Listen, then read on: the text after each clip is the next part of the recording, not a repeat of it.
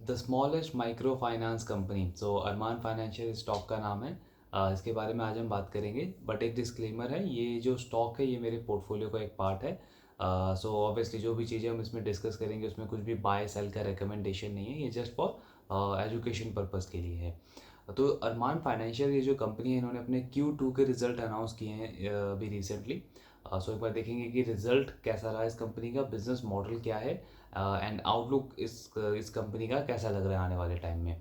तो ये जो अरमान फाइनेंशियल, अगर इसका बिजनेस मॉडल हम समझें तो बहुत बेसिक, बहुत ही सिंपल बिजनेस मॉडल है। रूरल, रिमोट या विलेजेस में ग्रुप ऑफ लेडीज़ को, ग्रुप ऑफ वुमेन को ये जॉइंट लैंडिंग देती है, जॉइंट लोन देती है उनको। एंड 83% जो है इनका लोन बुक वो यही है। इसके अलावा ये टू व्हीलर फाइनेंसिंग भी करती है एंड एमएसएमई को भी लोन देती है। बट 83-84% जो मेन प्रोडक्ट है इनका वो माइक्रो फाइनेंस का प्रोडक्ट है। कंपनी गुजरात से बेस्ड आउट है एंड इनके जो मेजर जो इनका इनकम है वो गुजरात एंड यूपी से आता है। 50% से भी ज़्यादा ऑलमोस्ट इनका रेवेन्यू जो है, जो लोन बुक है वो गुजरात और एयूएम से, यूपी से आता है। इसके अलावा इनकी प्रेजेंस राजस्थान में है, एमपी में है, छत्तीसगढ़ में है, महाराष्ट्र में है। इन कुछ स्टेट्स में भी इनकी मेजरली प्रेजेंस है। सो ये ओवरऑल बेसिक बिजनेस मॉडल है इस कंपनी का। देन अगर हम Q2 के नंबर्स देखें इस कंपनी के कि रिजल्ट कैसा आया है, तो इनका जो लोन बुक है वो 60% से ग्रो हुआ है on a YoY basis. Company का जो नेट प्रॉफिट है वो 105% से ग्रो हुआ है, 105% से इनका नेट प्रॉफिट ग्रो हुआ है compare to last year. Then asset quality जो है इस कंपनी की वो और ज़्यादा इम्प्रूव हुई है। लास्ट क्वार्टर में इनके GNPA के जो नंबर थे वो 2.50% थे, इस क्वार्टर में वो नंबर कम होकर 2.48% हो गए हैं। यानी एसेट क्वालिटी इंप्रूव हुई है और ग्रोथ वाइज ये बिजनेस, ये कंपनी बहुत ही अच्छा परफॉर्म कर रही है। अब ओवरऑल रिजल्ट तो इसका इनका बहुत अच्छा है, बट एक बहुत ही कॉमन ट्रेंड हम देख रहे हैं पिछले कुछ टाइम से कि जितनी भी कंपनीज जो माइक्रो फाइनेंस में है, यानी कि जो रूरल एरियाज़ में, विलेजेस में जो लोन देती हैं कंपनीज, NBFC, उस सेगमेंट में जितनी भी कंपनीज हैं वो बहुत ही अच्छा बिजनेस मोमेंटम विटनेस कर रही है। ग्रोथ बहुत अच्छी आ रही है, नंबर्स उनके ओवरऑल बहुत ही अच्छे आ रहे हैं पिछले कुछ टाइम से। तो एक तो सबसे बड़ा रीज़न ऑब्वियसली इसका ये है कि कोविड के बाद से हमारी रूरल इकोनॉमी इन एग्जैक्टली बहुत अच्छा परफॉर्म कर रही है, रिकवर हुई है, जहाँ पे डिमांड बढ़ी है। और ये एक one of the main reason है जिसकी वजह से हम ये इम्प्रूवमेंट देख रहे हैं सारी की सारी माइक्रो फाइनेंस कंपनी में। बट इसके अलावा दूसरा एक और रीज़न है, RBI जो कि बैंकिंग एंड NBFC सेक्टर, इन दोनों सेक्टर को जो रेगुलेट करता है, उन्होंने पिछले कुछ टाइम में एक बहुत ही मेजर गाइडलाइन चेंज किए हैं इस पूरे माइक्रो फाइनेंस सेक्टर के लिए, जिसने बहुत ज़्यादा हेल्प किया है। सिर्फ माइक्रो फाइनेंस कंपनीज को ही नहीं, बल्कि जो बोरोवर्स हैं, जो लो इनकम ग्रुप कैटेगरी के जो बोरोवर्स हैं, उनको भी बहुत ज़्यादा हेल्प हुआ है इस गाइडलाइन के चेंज होने की वजह से। तो क्या गाइडलाइंस है वो, जैसे 3 मेजर गाइडलाइन है। सबसे पहला गाइडलाइन तो ये था कि अगर हम पहले की बात करें तो एक लिमिट थी।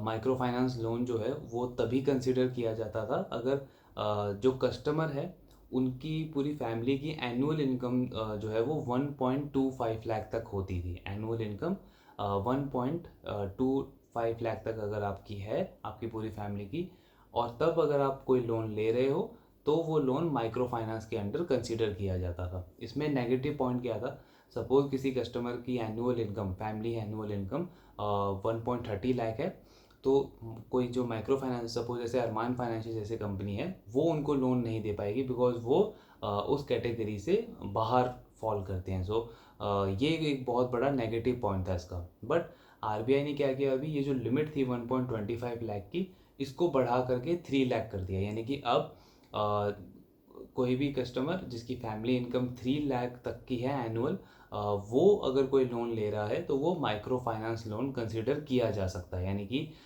सबसे बड़ा पॉजिटिव इसमें इन कंपनीज के लिए क्या हुआ कि इनका जो कस्टमर टारगेट था पहले, वो बहुत ज़्यादा बढ़ गया है। पहले ये 1.25 लाख के बियॉन्ड टारगेट ही नहीं कर पाते थे कस्टमर्स को, बट अब क्योंकि इतना बड़ा एक लिमिट इंक्रीज हुआ है RBI की तरफ से, तो इनका कस्टमर सेगमेंट सडनली बढ़ गया है, जिससे ऑब्वियसली हम देख रहे हैं कि नंबर ऑफ बोरोवर्स भी बढ़े हैं। एक एक फ़ायदा इससे कस्टमर का भी हुआ है बिकॉज जो माइक्रो फाइनेंस लोन के अंडर उनको बेनिफिट मिलता वो अवेल नहीं कर पा रहे थे। क्यों? क्योंकि उनकी जो एनुअल इनकम थी वो 1.25 लाख से ज़्यादा थी पहले। तो ये एक बहुत बड़ा मेजर चेंज आरबीआई ने किया है। इसके अलावा दूसरा जो चेंज किया है आरबीआई ने, पहले ऐसा था कि जो सपोज़ कोई माइक्रो फाइनेंस बोरोवर है, उनकी जो मंथली ईएमआई थी वो उस पर कोई कैपिंग नहीं थी। यानी कि अगर कोई कस्टमर, कोई बोरोवर अगर 10,000 अर्न कर रहा है मंथली, तो उनकी जो ईएमआई है वो 7,000 भी हो सकती थी, 8,000 भी हो सकती थी, इवन 5,000 6,000 भी हो सकती थी। उस पर किसी भी तरीके की कैपिंग नहीं थी। इससे नेगेटिव इम्पैक्ट ये होता था, क्योंकि ये जो कस्टमर्स हैं ये लो इनकम ग्रुप से आते हैं। इनकी जो इनकम है वो कभी भी स्टेबल नहीं रहती। इकॉनमी अगर अच्छा कर रही है तो इनकी इनकम ठीक ठाक रहेगी, स्टेबल रहेगी। अगर इकॉनमी में कुछ भी खराबी हुई तो इनकी जो इनकम है उस पर बहुत बड़ा नेगेटिव इम्पैक्ट पड़ता है। अब ऐसे केस में सपोज़ अगर इनकी ईएमआई जो है वो 60-70% ऑफ इनकी मंथली इनकम है, यानी कि 10,000 का मंथली इनकम है और आप 7,000 अगर ईएमआई में पे कर रहे हो, तो कल को कुछ भी अगर मेजर चेंजेस होते हैं इकॉनमी में, आपकी इनकम पे इम्पैक्ट पड़ता है, तो ये जो कस्टमर्स हैं ये डिफ़ॉल्ट करना स्टार्ट कर जाते हैं। इनकी जो रीपेइंग ऑफ लोन की एबिलिटी है, कैपेबिलिटी है, वो अफेक्ट होनी स्टार्ट हो जाती है, जिससे डिफ़ॉल्टर्स बढ़ते हैं। एंड इससे दोनों का लॉस होता है, कस्टमर का भी लॉस होता है, बोरोर का भी लॉस होता है, एंड कंपनीज का भी मेजर लॉस होता था। इस पे अब आरबीआई ने कैपिंग लगा दी है कि अब जितनी भी आपकी मंथली इनकम है उसका सिर्फ 50% ही आपका मंथली ईएमआई अमाउंट होगा। यानी कि अगर कोई कस्टमर 10,000 अर्न कर रहा है मंथली, तो उनका जो ईएमआई अमाउंट है मंथली वो 5,000 से ज़्यादा नहीं हो सकता।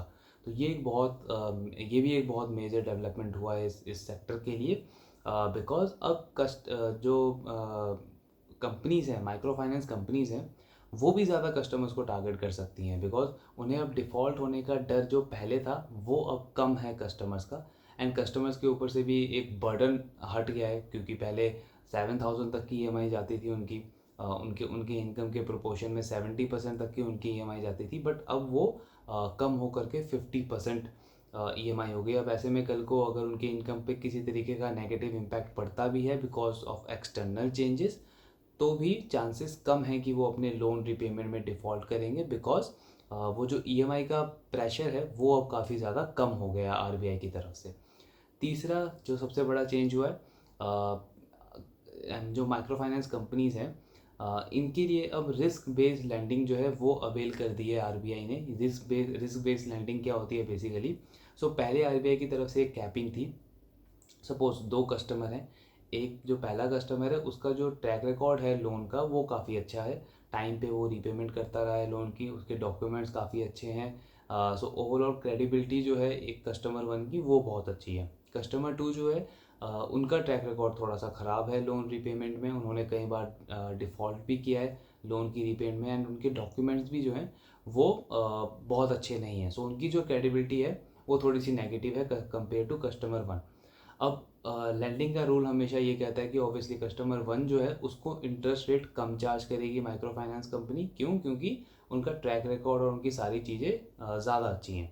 बट रिस्क बेस्ड लैंडिंग में जो नेगेटिव पॉइंट था माइक्रो फाइनेंस कंपनीज के लिए वो ये था कि अगर कोई कस्टमर का ट्रैक रिकॉर्ड बहुत ही ख़राब है, क्रेडिबिलिटी बहुत ही ख़राब है, तो माइक्रो फाइनेंस कंपनी उनको उसके अकॉर्डिंग ज़्यादा हायर इंटरेस्ट रेट चार्ज नहीं कर पाती थी। एक उस पर लिमिट थी, जिस लिमिट के अंदर ही माइक्रो फाइनेंस कंपनीज को इंटरेस्ट रेट चार्ज करना था। यानी वहाँ पे जो रिस्क रिवॉर्ड जो था वो इन कंपनीज के अगेंस्ट में था, इनके फेवर में नहीं था। सो अगर कोई कंपनी ज़्यादा रिस्क ले रही है तो वहाँ पे वो ज़्यादा इंटरेस्ट रेट चार्ज नहीं कर पा रही थी अपने बोरोवर्स को, जिसके अगेंस्ट में ऑब्वियसली अगर कल को डिफ़ॉल्ट हो रहा है तो उनका लॉस बहुत ज़्यादा हो जाता था। एंड इवन दो अगर कस्टमर टाइम पे भी कर रहा है, तो भी जो इतना हाई रिस्क ले रही है कंपनी उसका उनको प्रॉपर रिवॉर्ड नहीं मिल पा रहा था। बट अब आरबीआई ने वो कैपिंग हटा दी है। सो अब अगर कोई कस्टमर बहुत ज़्यादा हाई रिस्क की सेगमेंट से आ रहा है, जिसकी डॉक्यूमेंट्स बिल्कुल ही ख़राब हैं, क्रेडिबिलिटी बहुत ही ख़राब है, बट फिर भी अगर कोई कंपनी उन्हें लोन देना चाहती है, कोई माइक्रो फाइनेंस कंपनी उन्हें लोन देना चाहती है, तो वो अब दे सकते हैं। इससे होगा क्या?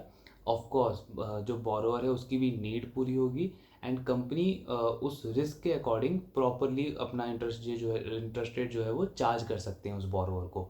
सो ये जो 2-3 डेवलपमेंट्स हुए हैं इस सेक्टर में, ये बहुत ही बड़ा रोल प्ले कर रहे हैं जो ओवरऑल हम माइक्रो फाइनेंस सेक्टर की ग्रोथ देख रहे हैं पिछले 2-3 सालों में। एंड ऑब्वियसली इसमें रूरल इकोनॉमी ने तो रोल प्ले किया ही है, बट ये जो 2-3 आरबीआई ने जो गाइडलाइन चेंज किए हैं, इससे एक बहुत बड़ा बूस्ट मिला है इस पूरी माइक्रो फाइनेंस सेक्टर को। नाउ अरमान फाइनेंशियल क्यों मुझे पर्सनली अच्छी लगी, अट्रैक्टिव लगी इन इन इन लेवल्स पे, बिकॉज आप जितनी भी माइक्रो फाइनेंस कंपनीज देखेंगे उनमें अरमान फाइनेंशियल इकलौती ऐसी कंपनी है जो 60% का AUM ग्रोथ कर रही है with constant improvement in asset quality. In fact management का खुद का ये कहना है कि वो अब यहाँ से सबसे ज़्यादा प्रायोरिटाइज करना चाहते हैं अपनी एसेट क्वालिटी को, यानी एसेट क्वालिटी के साथ वो कॉम्प्रोमाइज़ नहीं करना चाहते एंड ग्रोथ जो उनकी हो रही है उसको वो मेंटेन रखना चाहते हैं। सो ये दो चीज़ें जब एक लेंडर करने लगता है कि एसेट क्वालिटी इंप्रूव हो और ग्रोथ हायर रेट पे हो, तो वो एक बहुत अट्रैक्टिव कंपनी बन जाती है, वो एक बहुत अट्रैक्टिव बिजनेस बन जाता है। अरमान फाइनेंशियल का अगर आप आज लोन बुक का साइज़ देखें तो अराउंड 22-2300 करोड़ का इनका लोन बुक का साइज़ है। मार्केट कैप अगर आप देखें तो 2000 करोड़ के आसपास का मार्केट कैप है इस कंपनी का। अगर ये कंपनी यहाँ से 100 टाइम भी हो जाती है, यानी कि 100 गुना भी बढ़ जाती है अगर ये कंपनी, तो भी इसका साइज़ जो है वो 2.20 लाख करोड़ होगा। यानी कि बजाज फाइनेंस का अगर आप लोन बुक का साइज़ देखें तो वो 3 लाख करोड़ है। अरमान फाइनेंशियल अगर 100 टाइम भी यहाँ से ग्रो कर जाता है तो भी वो बजाज फाइनेंस से छोटी कंपनी रहेगी, इतना छोटा साइज़ है इस कंपनी का। इससे ये चीज़ समझ आती है कि इस कंपनी के पास जो फ्यूचर में ग्रोथ रनवे है वो बहुत ही बड़ा है, अपॉर्चुनिटी बहुत ही बड़ी है एंड यहाँ से बहुत ही ईजिली ये ग्रो कर सकती है। 30-40% ग्रो करना इस कंपनी के लिए बहुत ही ज़्यादा ईजी है आने वाले कुछ सालों के लिए। आई एम नॉट सेइंग कि ये कंपनी अगली बजाज फाइनेंस बन जाएगी, और ऑफकोर्स वो टॉपिक ही इरेलीवेंट है बिकॉज बजाज फाइनेंस एक बहुत ही सक्सेसफुल मास्टर फ्रेंचाइज है।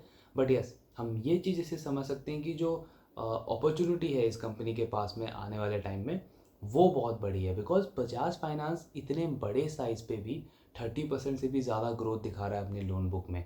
एंड उस कंपनी का साफ साफ कहना है कि वो आने वाले अगले 5 से 10 सालों में 25% की ग्रोथ रेट बहुत ईजिली मेंटेन कर सकता है। तो जब बजाज फाइनेंस जैसा इतना बड़ा फ्रेंचाइजी स्टिल 25% ग्रोथ रेट की गाइडेंस दे रहा है, तो अरमान फाइनेंशियल बहुत ही छोटा प्लेयर है। आई मीन 0.5% भी मार्केट शेयर नहीं होगा इनका पूरी लैंडिंग मार्केट में, इतना छोटा बुक है इनका। तो यहाँ से वो 30-40-50% तक की ग्रोथ आने वाले टाइम में बहुत ही ईजिली कंटिन्यू रख सकती है ये कंपनी। ये one of the main thesis था जिसके बेसिस पे मैंने इस कंपनी में पर्सनली इन्वेस्ट किया है अभी। एंड बहुत ही अच्छे नंबर्स आए हैं Q2 में इस कंपनी के ओवरऑल। हर एक सेगमेंट इनका अच्छा कर रहा है। जैसे हमने जो स्टेट डिस्कस किए थे ऊपर में कि MP, राजस्थान, गुजरात में ये कंपनी अभी है, सिर्फ 5-6 स्टेट्स में है। रिसेंटली इन्होंने बिहार, झारखंड जैसे स्टेट में एंटर किया एंड वहाँ से बहुत ही ज़बरदस्त रिस्पॉन्स आया है इस कंपनी को। और इनका जो ब्रांचेस है वो 40% से ग्रो कर रहा है, यानी कि हर साल 40% से ये कंपनी अपने नए ब्रांचेस ओपन कर रही है। तो एक बहुत ही स्ट्रॉन्ग डिस्ट्रीब्यूशन भी ये कंपनी अपना बढ़ाती जा रही है, प्रेजेंस बढ़ाती जा रही है। सो यही 3-4 चीज़ें हैं जो आपको एक स्टॉक में देखनी है basically. Again I am not saying कि आप स्टॉक को खरीद लो या सेल कर लो, ये कोई बाय सेल की रिकमेंडेशन नहीं है। बट आप इसे ये समझ सकते हैं कि एक स्टॉक को एनालाइज कैसे करना है, कैसे आपको सारे फैक्टर्स देखने हैं एंड उसको एक साथ कंसीडर करना है।